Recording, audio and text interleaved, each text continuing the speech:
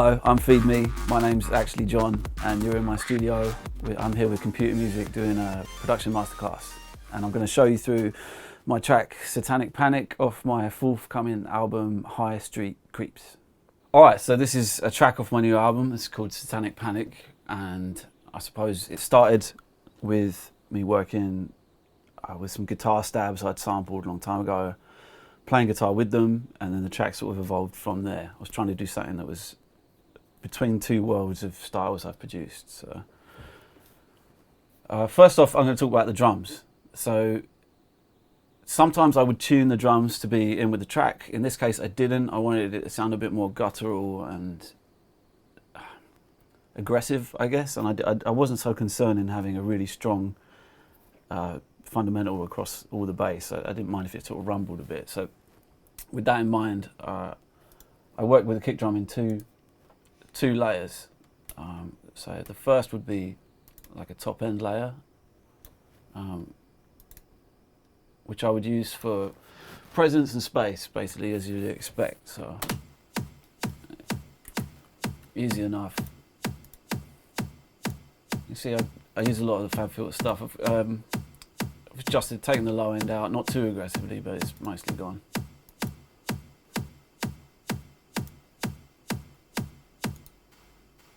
And then on this one, I've got literally just for space, so quite wide, pushed back, EQ to fit with the rest. I don't want to see any large spikes or anything. I want a nice flat response. But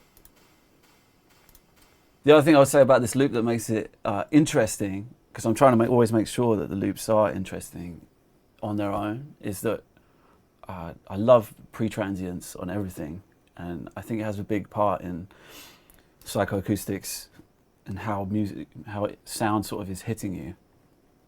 So I'm always trying to add them or see where I can fit them or how they might help a loop not sound so digital to me, basically.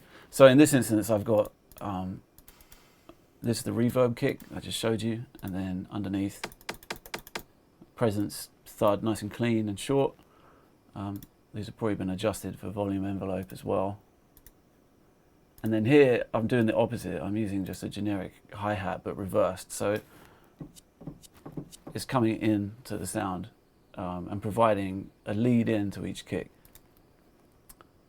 I always think this just gives more rhythm. And to be honest, if I hear tracks without this, I generally don't like them. So I guess it's personal, but at the same time, I've always done it. Ever since I sort of started or discovered it, I've never really gone back. The second is the low end of the kick, which is running on a similar principle. It's a kick I made a while ago and tends to work in a sort of atonal way. It's not too focused around a bass note.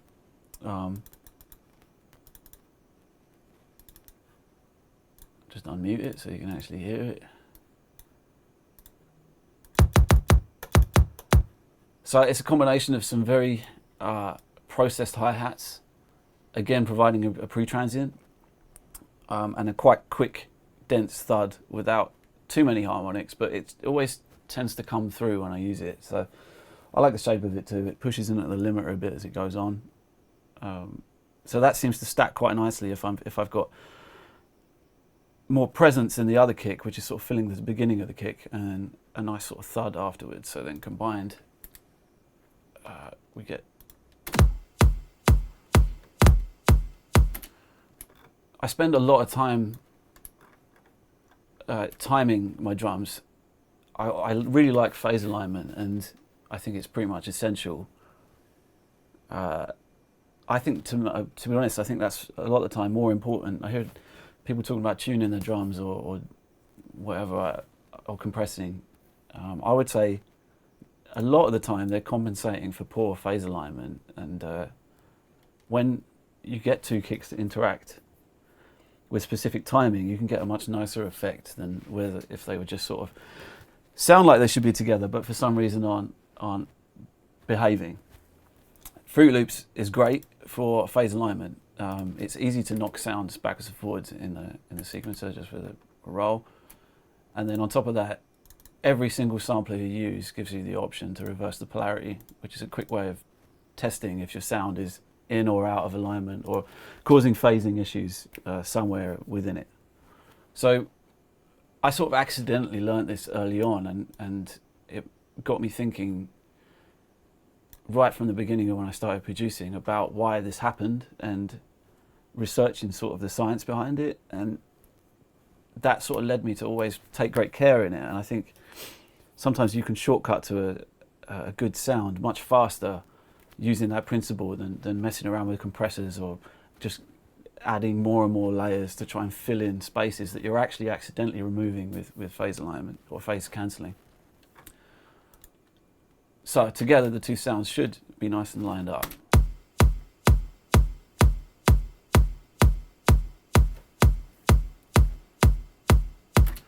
When I'm working on a kick, I tend to like move around the room. I'll listen on, I've got 3 different sets of monitors here. I've got my ATCs, which are beautiful. My P22As, the old ones, which have a great tendency to show you transients that are important in dance music, low mids and lows. And if something sort of snaps on the P22s, I know it's going to snap on a big system. And then down there, I've got a little mix cube thing. I forgot what it's called, Aventine thing. Basically sounds crap deliberately and in mono. And I'll use that to sort of reference how things will come across on the obligatory phone, laptop, or whatever other bullshit you're listening on. But again, if when you're dealing with a lot of things, sounds that may, because you're listening in such a bass-heavy environment, and you're probably bass-focused if you're making dance music, you can accidentally quite easily overlook necessary harmonics that would translate the music to a small-scale speaker. So sometimes something will sound very impressive because the sub is helping your brain fill in the melody, and as soon as you play it on a tiny speaker, all that information is gone, and you're left struggling to hear the melody of what you're making. For the beginning of this track, that's most of the drums. I've done some little rolls here where so I'll mute the guy.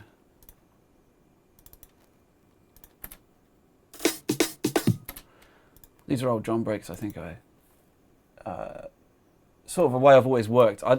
This is old now, but I still love it. It's Fruity's in-house slicer. They have a Slice X, which is an updated version, which I don't like as much. This is extremely fast, easy to edit. I can reverse individual samples, drop stuff straight in, and adjust it as much as I need. It will also remove clicks from the start and end if you've got problems.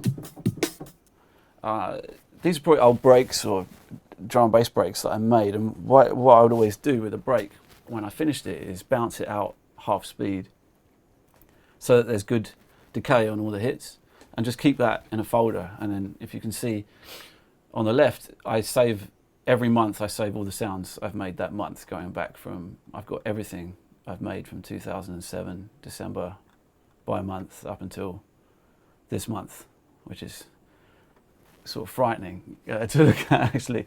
But in there I'll sort of store breaks and archive them, so when I want a drum roll I can go back and grab stuff where I know where I've sort of individually worked on all the transients on these hits, and they're all sort of doing things I like. So I find a lot of the time with tracks like this I need fast solutions or I'll lose inspiration, because the main part of the track might be more of a sort of fleeting feeling that I'm trying to capture. So with that in mind, it's nice just to be able to bang one of these in from a folder and get on with it. So there's the drum roll. Okay, so I think next up in importance in the track would probably be the bass line. That's sort of where there's a sort of shift in the track, which I wanted, where everything's sort of stripped down to just those 2 elements for a time. And I think I started working on it, as far as I can remember. I pulled up an old patch I'd made here, where I always like working in FMA. It's difficult and requires sort of careful fiddling around, and I like sort of getting lost in that space. So with that in mind, This is an older sound I made. This is just sort of straight out of the synth, which had a sort of a nice sound to it, and I think I worked with that with the kick drum for a little while, but wasn't really getting what I wanted, so I programmed some new stuff. So then I went to this, which was a lot more satisfying, I thought.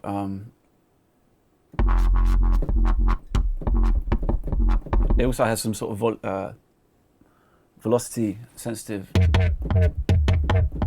behavior, I think.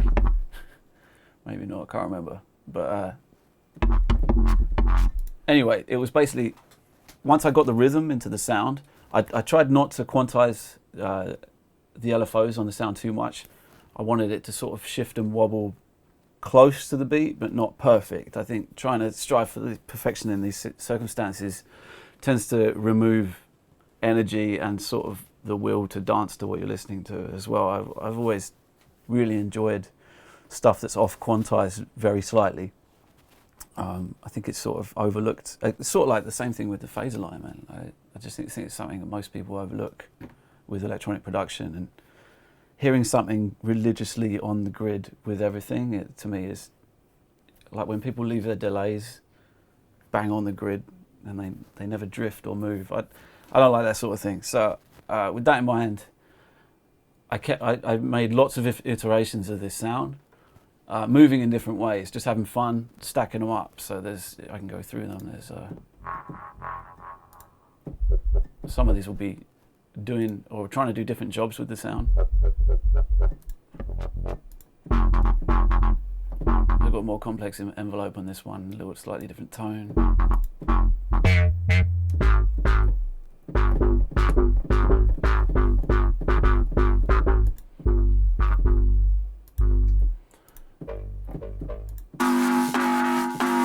So some of these, the next thing to do was to start working on the sound and get more out of it. So initially, I guess when I make these sounds, they tend to be very bass heavy because I'm having fun. I've got the speakers up loud and I'm sort of seeing how the sound impacts and makes me feel. But from an engineering perspective, that's eventually not totally useful for getting the maximum volume out of your track and sort of having the most control over the sound once you're trying to, get a good frequency response across the spectrum, and you're starting to try and limit or compress the audio. So with that in mind, I make the sound with the bass in it, but later on in this track, I separated the bass out and ran them as two separate channels. So initially, the majority of these are very bass heavy.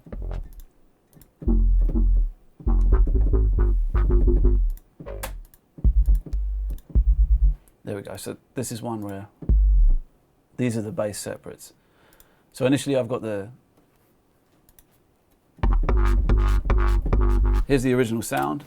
Then if I go to the channel, I'll start showing you what I did to it.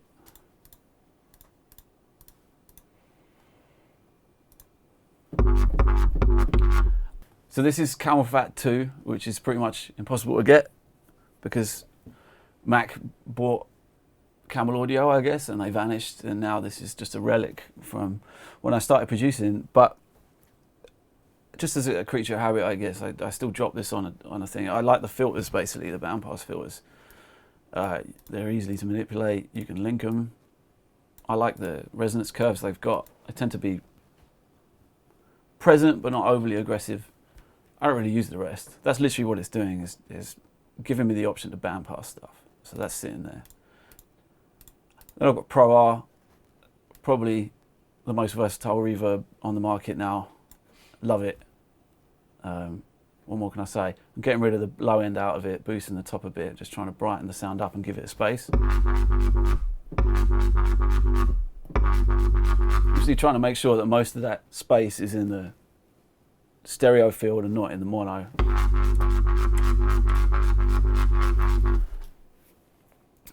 So it's not cluttering anything in terms of how that will translate to a small speaker and how it will translate to subs on a club system. Then I've got Saturn again. I'm just going off about Fab Filter, I guess, but one of my favourite distortions now. good for some, let's just do some old tape stuff. Grab it a bit. And some EQ. So this is where it starts to get, this is where I start to separate the sound out. So this is completely removing the low end, and it looks like I got rid of some weird harmonics as well. Yeah, so I had this weird spike here. That's no good. You don't want that sort of grating at your ear. And then here. But I mean, that sort of tone is nice, but when you're sort of going for something that sounds big, you tend to want to scoop the middle, I think, to give it the impression of size. It sounds bigger and further away with a scooped center in the frequency response.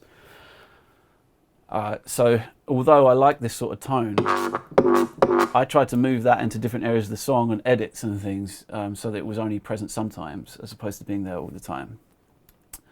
So once this is all scooped out, then I squished it.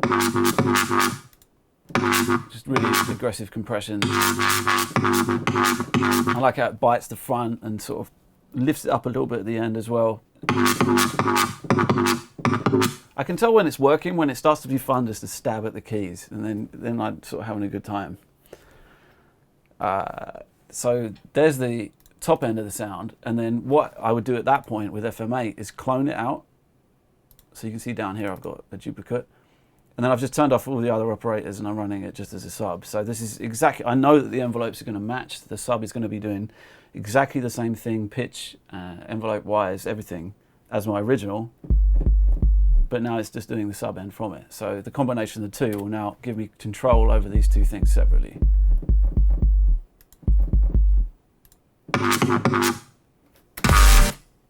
That clanged. I think they're probably here.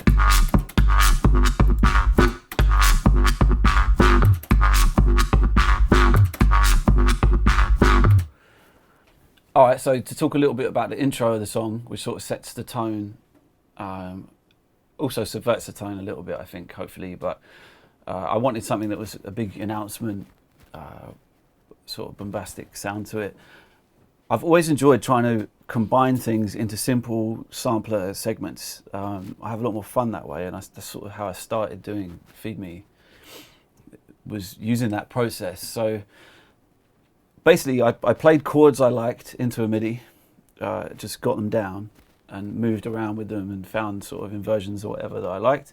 Then I combined that with across like a bass noise, an organ, a piano, all in unison, and then played guitar with it too, and then bounced that out.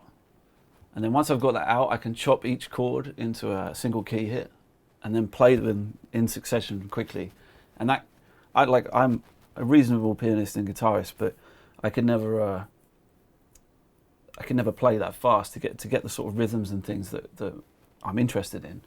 So that was a quick way of sort of using FL's Fruity Slicer again as well, turning things into almost like an MPC format where I can play things quickly. And the result of that was this. So once chopped together and bounced down.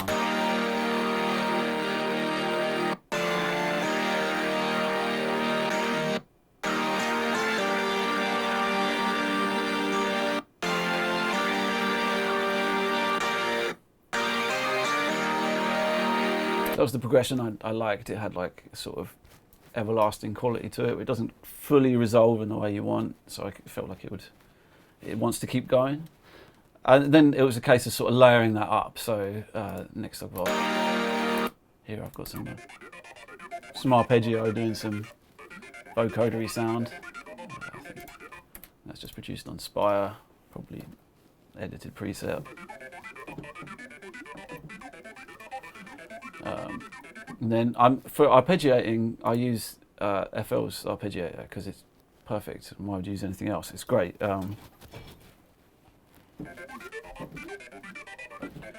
It just has a nice logical way of working. It's super fast to use, and it normally, just because of the quick interface and I'm used to using it, I can sort of outperform the in-house, VST's arpeggiator should it have one. So it's easy to.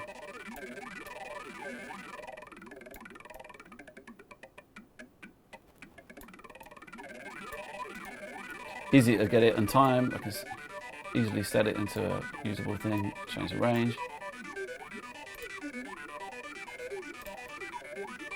So I can't think of a faster way. I've never found a faster way of doing that, and it's great. It's great fun to play with. You can do it with anything, and it's always available on every sampler that you use or every VST that you use. So whether it's a hi-hat or whatever, you're fully capable of arpeggiating it should you want to. So I've got this layer here, which I've probably just fucked up a bit, but whatever. Yeah, a little bit, but whatever. There we go. So there's those two. It's just automations for LFO tool. I'll come to that. Okay, next layer in the intro beginning is there's like a drum layer. So like I said, I wanted it to be natural and in contrast to the drums in the drop. For that reason, I used like a studio drummer kit. Then I think I've distorted that a bit.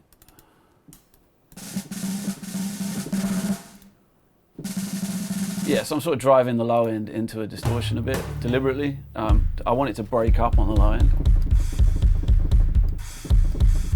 which I think is, you know, a lot of the rock I like is mixed that way. Then obviously I'm removing a lot of that afterwards. So I'm getting the tones of the distortion without getting the huge frequency boost of the distortion, which would encroach on the mix of the tune later. So I'm basically distorting it with boosts and then EQing those back out afterwards. Stopping any rumble in there as well. Then I've got some bass. I don't know why there's two. I think this is a sidechain trigger. It is. Some of this I'm doing from distant memory, so bear with me. So I've got one sine wave here triggering sidechain, so it's running to channels which are relevant and triggering fruity limiter, as you can see when I trigger it, to dip. I like doing it this way. I mean, I would do this LFO tool a lot of the time if I'm using sidechain on a regular 4/4, or if I want to do like creative gates. But for stuff where I want to be able to sort of MIDI things in, I still prefer using this technique. And by setting up just a really high-pitched sine wave or something, I can't remember what I did here exactly, but a very short envelope, it gives me a lot of control over the length of the dip of the sidechain just by adjusting these envelopes, so I can get pretty precise with it. So I've got one Fruity 3 os doing that. This is literally the most basic synth of all time, and it's been in Fruit Loops since I was at school. But again, it sort of does the job. This is doing the bass in the beginning, so I'm running, instead of running a sine wave, I'm running a triangle, which allows me to bring a filter down over it, which gives some slight harmonics into the sound. So if I,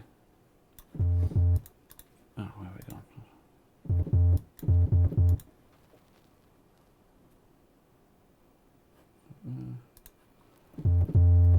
Yeah, as you can see, that is not a sine wave response. There's harmonics all the way down, which translates brilliantly for getting a sub to come across on small speakers. You're going to have some harmonic content in your bass line, as opposed to it just being a pure tone which vanishes as soon as it drops off the end of the speaker's response.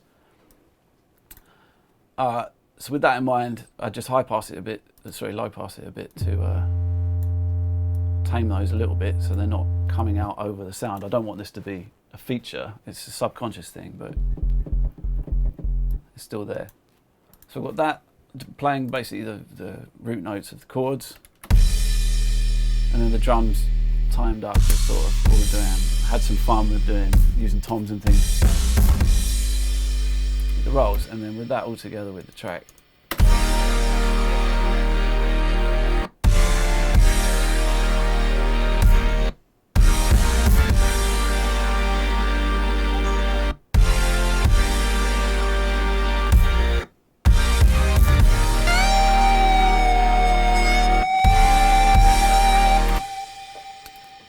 Another thing I implemented in the beginning is, although these are quite big and organic sounds, I think. I wanted the sound of like piano, guitar, everything sort of smashing together, and I wanted the loose drums. I still like an element of sort of overly aggressive control over the sound, and to get that across, often I think using space is the best way. So with that in mind, I've just got a mute set up. I don't know where it is. Where's it going? 70 apparently.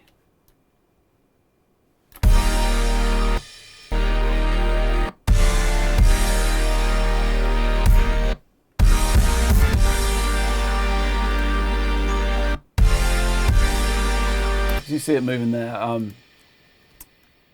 Basically, I've got a bunch of splashes and things coming through, and I don't want the tail of the splashes to go through these gaps. I want this vacuum of everything disappearing for a second. I think that's always helpful when you're trying to create impact. It's not always about adding, it's also about taking away, otherwise you've sort of set a glass ceiling for yourself.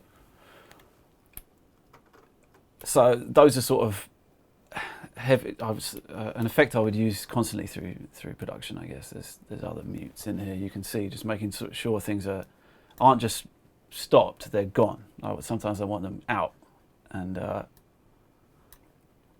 next part of this intro would be, I guess, my sort of Van Halen-y solo thing.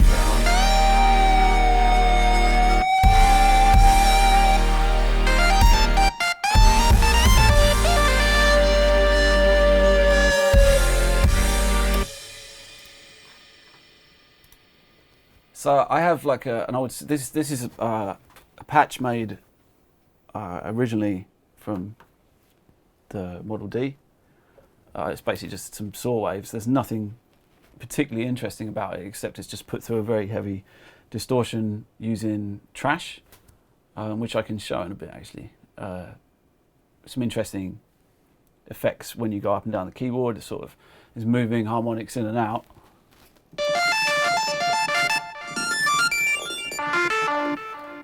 And then I think that we've got some other processing on top of it, another trash, old one, because this is an old setup.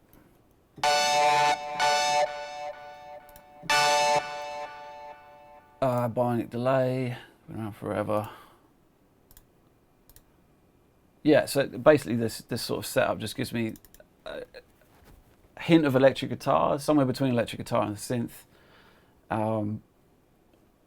It's just something like I love doing. I've never been able to play brilliant solos on guitar, but with Fruit Loops I can. So I get a lot of satisfaction out of doing it. It's a bit self-indulgent, to be honest. I will try and squeeze a solo in some form or other into a lot of music I write. I find it sort of therapeutic. But anyway, this sort of sounds, again, if just to show the sort of way it moves around.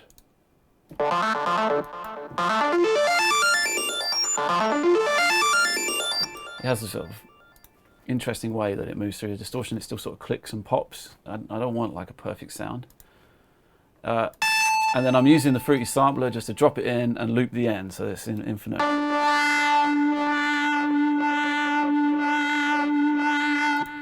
You can also hear that, I think, if I got a...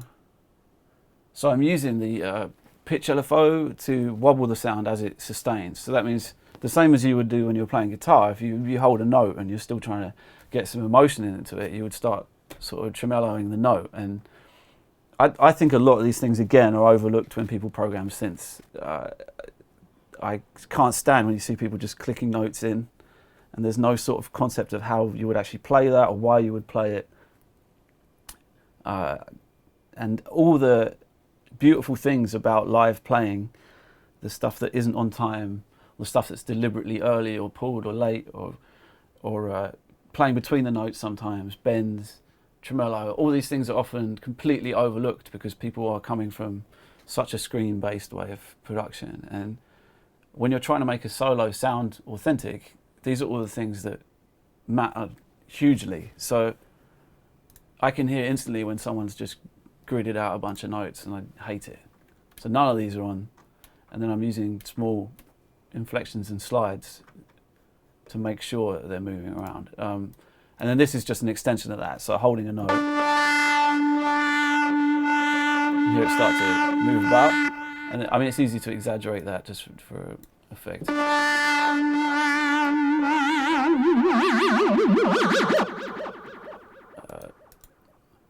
Yeah, if it doesn't do that, I hate it. So I think that's important, personally. And I've probably moved this around too much. Whatever. So anyway, this to me, the interaction of this first element and then the stark contrast to the sort of stripped out drop is the whole purpose of the song. That's why it exists. If I can't tell myself concisely why the song exists, then it's not worth fucking finishing. It's just noodling. So wow, that was my elbow. All right. Anyway,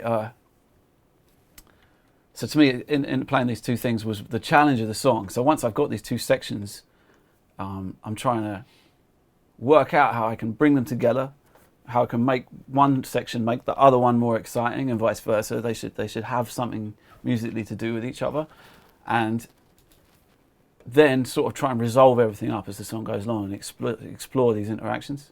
All right, so the next section of the track to sort of look at, I suppose, is bringing everything together. So I want to maintain the drums that I've used in the drop.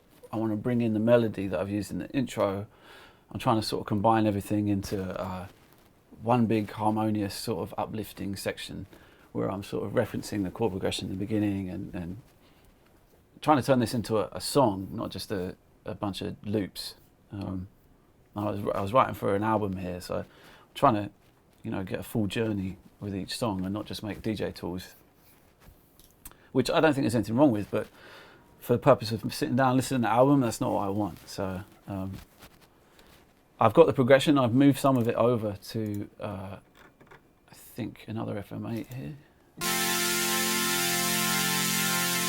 Yeah, I've modified a preset. There's nothing fancy about it. Just thinned it right out. So I'm getting... What I'm doing here is what FabFilter was so good for is being able to live analyze your spectrum.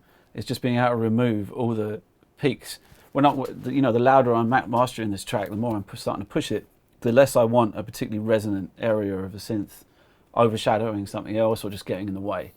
So although this looks quite extreme, the result I want is underneath. So I'm trying to get a nice flat response across the sound. So it's this underneath that I'm going for. I'm sort of reduce the brightness. I'll often roll the tops off on sounds. That sort of stems back to when I used to attend a lot of the cutting sessions when I was on Renegade Hardware and when I was doing my own drum and bass label. I really enjoyed being at them. I learnt a lot about mastering, being in that environment and just watching the process. And I remember we had a lot of trouble cutting one of my tracks because there was a huge amount of sort of white noise area of high frequency and a bunch of the cymbal crashes. And I realised that I could get louder cuts onto my vinyl if I attenuated all these and sort of kept them in control. In addition to that, I also don't want that to start smearing when you start sort of reducing the bit rate of a track and you're having it streamed or it's coming through different services. Trying to keep separation in these high frequency sounds means I'm sort of staging them. So I'm making sure that, although this sounds very bright, I'm making sure that this brightness doesn't run all the way to the end of the allowed frequency spectrum. It's still rolling off. I'm removing this energy here, which is basically, in my opinion, smearing against your hi-hats and cluttering space completely unnecessarily, because a lot of the time there's no actual advantage to sort of having that there. It's especially once you start putting something into the track. So with that in mind, flattened it off a lot, and then it's playing the chord progression here.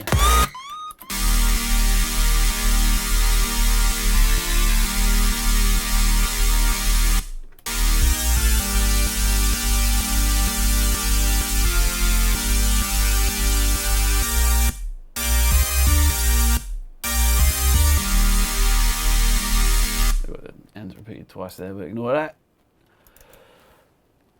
A lot of the elements of this, I guess there's not an awful lot to it. It's just basically doing the job of filling in the harmonics here. I think I've got it bust down. Ah, here we go. So there are some plugins on it. I've got another Saturn driving it. Another camel fat in case I want to filter it out, because just using these.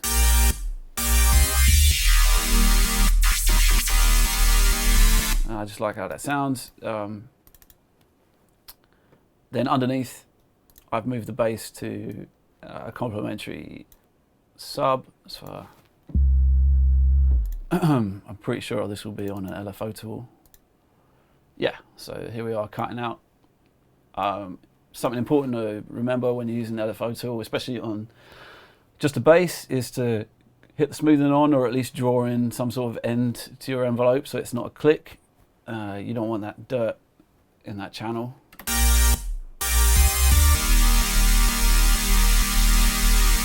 So with these ducking and stuff, you're starting to get a bit of energy into them, even on their own.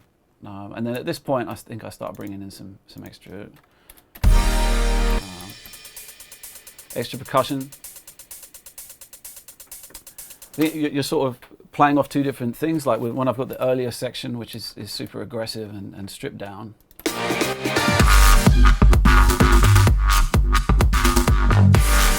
Too loud there, but yeah, that's sort of very focused on a singular kick. There's not a snare in the track yet or anything. And then as I come to the next section where I build between the two, I'm starting to introduce some percussive elements. And then when we're actually running the full thing, I know I'm going to lose a bit of aggressive energy by going into something more melodic. So I'm always trying to compensate for that with other elements. I think you're trying to shift the feel of the track laterally. And so bringing in more hi-hats and things like that sort of fills some of the sense of euphoria that's sort of lost when you have such a stripped down thing. Just trying to maintain energy levels, I guess.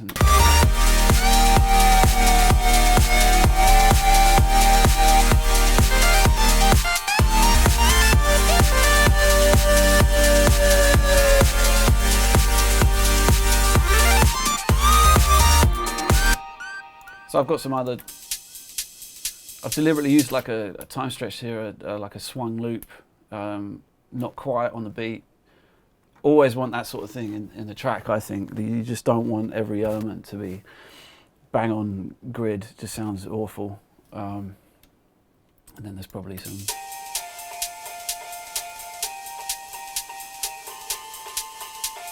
like a reverbed out piano here.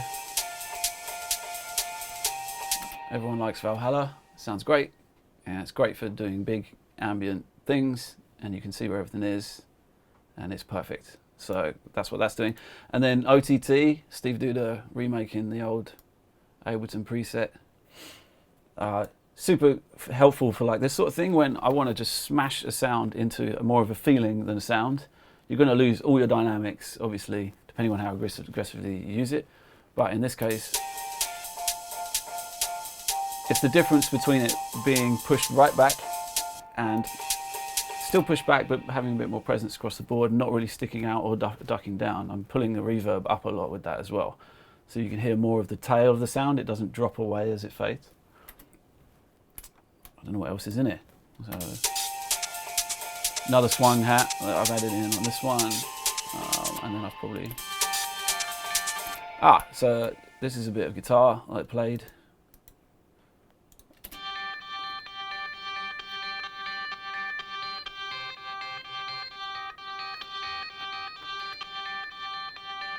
So just to bring the volume of it up.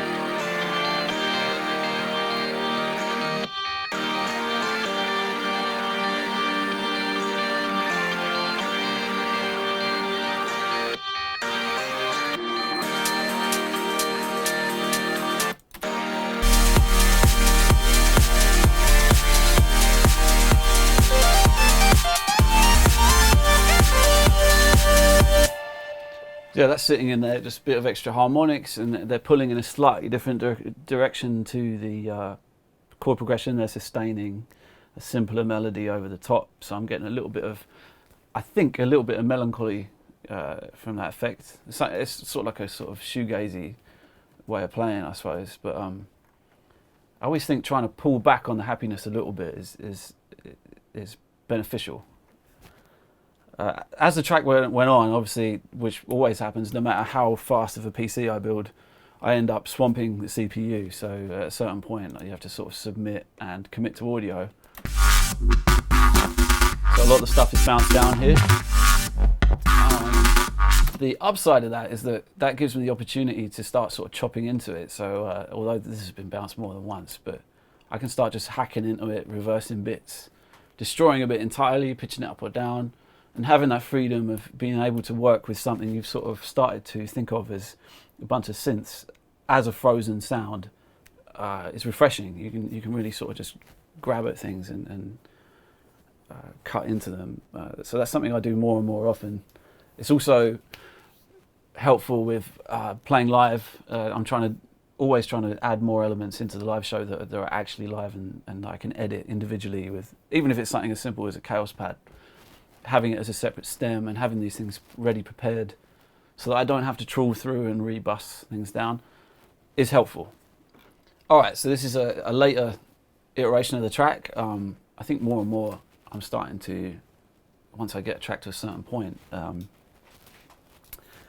declutter it, start again, new project, and really start a second phase of the project, which is about resolving the song on its own without anything in your way, minimizing CPU wastage and things like that.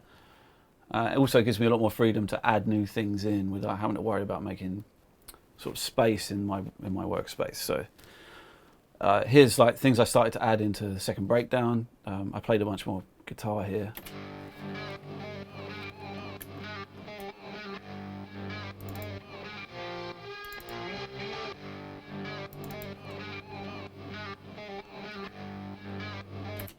So you can hear there's like 2 layers. They're probably,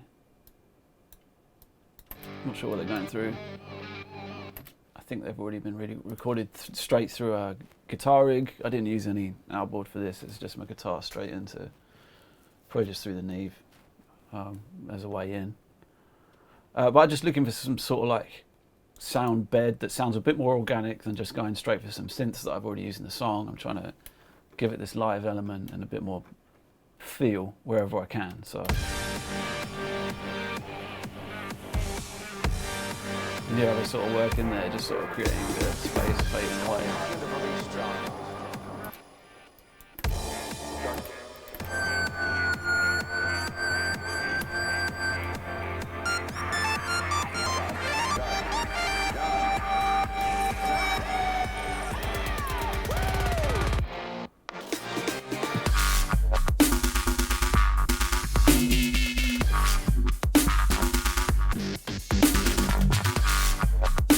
So this is what I mean about bouncing down and being able to sort of re-edit is there's a lot of scope for just chopping into the sounds, which you can see I've done here with haphazard organization. It's a bit more of working at a bit of a faster pace when I was at this point. But yeah, so here's a snare I put together ages ago. I'm using it in a couple of layers, but this is the bass layer. It's got a very focused transient. You'll probably be able to see it coming through pretty clearly if I drop something on there. Yeah, we're like bang on. I guess almost 300 hertz, a little bit under 280, something like that. A little bit higher than I'd normally go, but when I'm dealing with such sort of big thuddy kicks, I like the contrast. I don't want to go too much. I don't like the little tin pot click snares, but that's what I've gone for here. I've also let this transient and that stick up really high because when I'm hitting the limiter, I sort of just letting that just smash in. I'm not too worried about the leveling at this point. It sounded good how it was hitting it. I'm not totally about being 100% clinical all the time, so I thought this just worked how it was.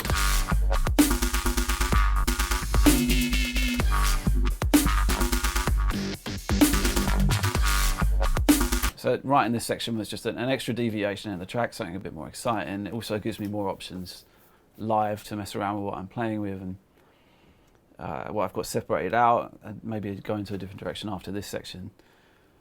I'm just trying to get as much excitement and interest in what I'm writing and explore the idea properly and not just give you 2 of the same drop, which is another This is fucking lazy, isn't it? So yeah, so there was that section, and then I sort of rapidly lead that back into another melodic section where I've created a couple more changes. So we're going back to like a sustained chord, looping it, back with the build-ups, and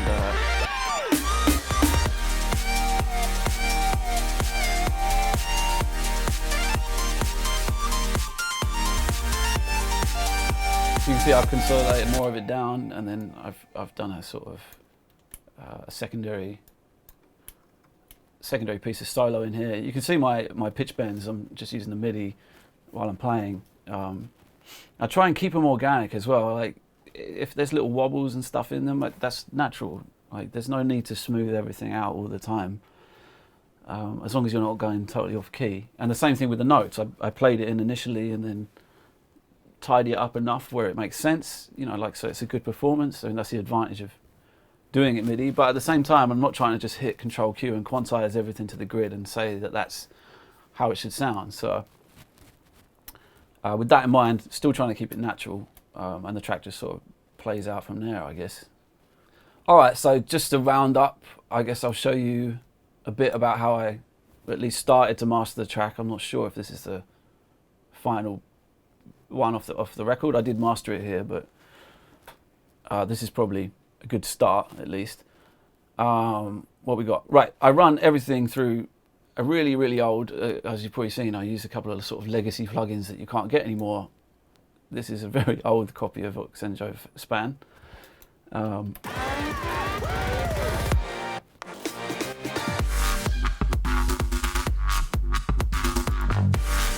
So I tend to I'll run this from the beginning of the project to the end, and I also run it on everything I listen to all day, every day. So learning just what things look like, what they look like in different settings on Span, where left and right is on different tracks. Seeing, you know, it's just a way of sort of seeing slightly through everything you're listening to all the time, and whether it's sort of classical mixdowns or vintage rock stuff or whatever, I've always got access to seeing how it's put together and how it's actually visually responding here. So with that in mind, I've got a certain peak RMS level I want to hit. I don't want to go, sometimes I'll use like a sort of more involved visualizer if I've really got an issue and I can't really decide, or I want extra information. But I don't like going too clinical with it. I'm still, over time, I've gone back to being a bit more into the idea of just using my ears and sort of going with how it feels. With that in mind, that's on there all the time anyway. And then I've got multiband beginning. I'm just trying to squeeze the track, basically balance out the tops and highs, give a bit more room in the middle. It's not doing too much. I used to run these a lot more aggressively, but I really don't think there's any point, and there's a little bit more aggressive stuff going on later. So first it's just going through here. So turn on Fab Filter Pro and B.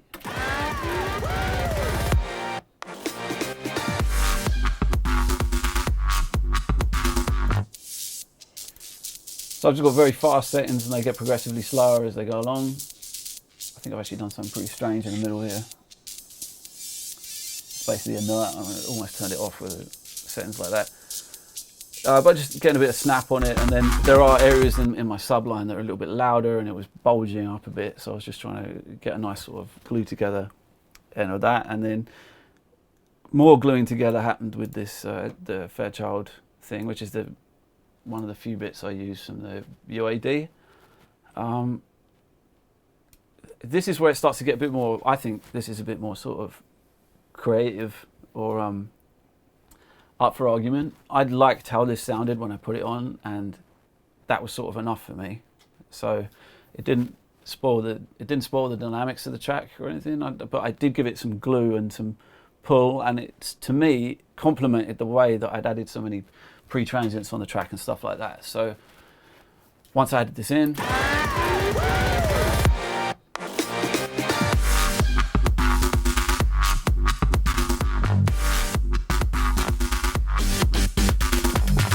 getting a little bit of squeeze from it basically, and I like how it pulls on the very beginning of things, the way the attack is.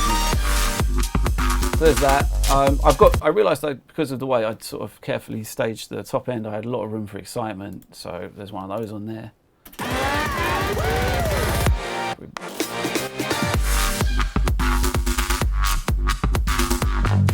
Just a bit on the top end, and then I think I'm running it on just the more excitement on the mid than the side. I didn't want to sort of fluff it up. I did try the other way around, but for whatever reason on this track it wasn't doing what I wanted. And then finally just into L2. I felt like I can normally tell how well I've engineered the track from the beginning at this point. I mean, this is massive, but the tracks, I'm compensating for a lot of gain that isn't there. I would also finally bounce out with it, obviously, max oversampling, but I'm using it deliberately with no look ahead to get some distortion out of it. I'm running it basically as tight as I can without grittying the track up too much, but it's super aggressive. I wouldn't ever recommend you do this all the time, but felt good.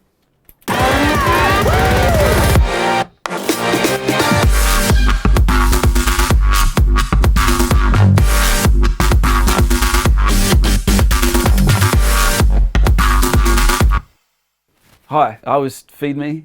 You already know that because you've watched the video, and now it's the end. That's the end of all the video. It's all done. The end of everything. I'm finished. That was Satanic Panic, me showing you stuff about it. It's off my forthcoming album, High Street Creeps, which maybe is out. Hope you listen to it, and good luck with everything you do, whether it's music or anything. Thanks a lot.